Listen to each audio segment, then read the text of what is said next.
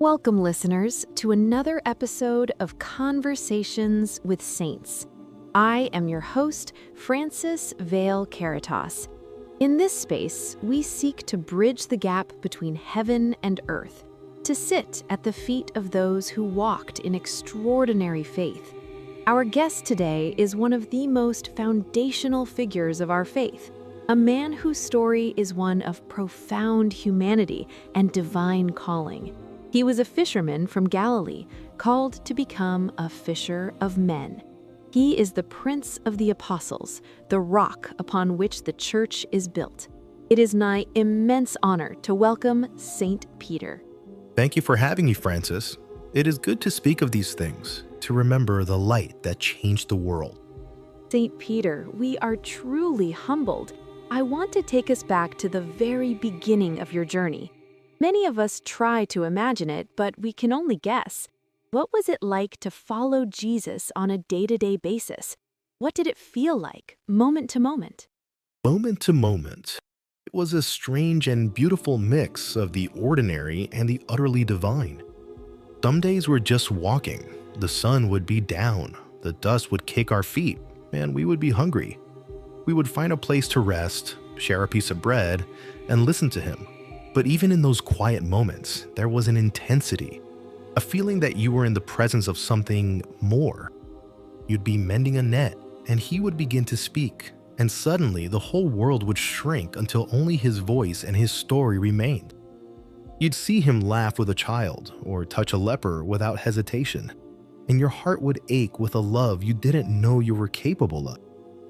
It was exhausting, confusing, and more real than anything I had ever known. We were always learning, always being challenged, and always home. His presence was our home. Incredible to feel at home in the midst of such a radical journey. It was on that journey that he gave you a new name and a new mission. He called you Peter, the rock, and said that on you he would build his church. What was it like to be chosen for that monumental title? Did you feel worthy of that monumental title? Worthy? Francis, I was Simon, a fisherman with a quick temper and an even quicker tongue. I was impulsive. I was afraid. I was the one who would later deny him. Worthy was not a word in my mind. When he looked at me and said, "You are Peter," I was stunned. I felt the weight of it, but I didn't understand it. How could I, a simple man, a sinful man, be a foundation for anything? It took me a long time to realize he wasn't building his church on Simon, the flawed man. He was building it on the faith he had gifted me, the confession that he was the Christ. The name Rock was not a description of what I was, but a promise of what he would make me and what he would do through me. It was his strength, not mine. I never felt worthy, no, but I learned to feel grateful. I learned to trust the one who chose me more than I trusted my own weakness. That distinction between our own strength and his is so powerful. You mentioned your weakness, and that brings me to a moment that must have been incredibly difficult, but also beautiful. After the resurrection, Jesus found you by the Sea of Galilee.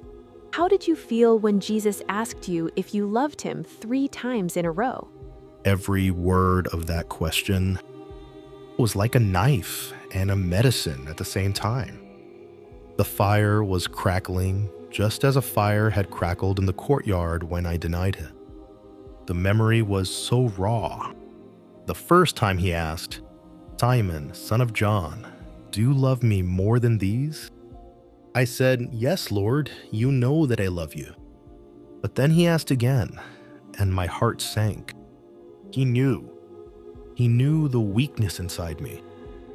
By the 3rd time he asked, I was undone. All my bravado was gone. The shame of my 3 denials washed over me. But in his eyes, I saw no condemnation, only an invitation, an opportunity.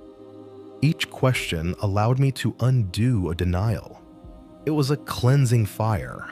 It hurt because it was the truth. But it healed because it was his mercy. And then he said, "Feed my sheep." He didn't just forgive me, he restored me. He gave me my mission back. That conversation was the most painful and the most grace-filled moment of my entire life. To be so completely broken and then so completely restored by love. It's a message that resonates through the ages. St. Peter, thank you. Thank you for your honesty, for sharing your heart with us. Your journey from the fishing boat to the rock of the church gives hope to us all, that our weaknesses do not define us, and that God's call is always greater than our fear. To our listeners, may we all learn from St. Peter to trust the one who calls us, to accept forgiveness when we fall, and to embrace the mission we are given. Join us next time for another Conversation with Saints. I'm Frances Vale Caritas. Peace be with you.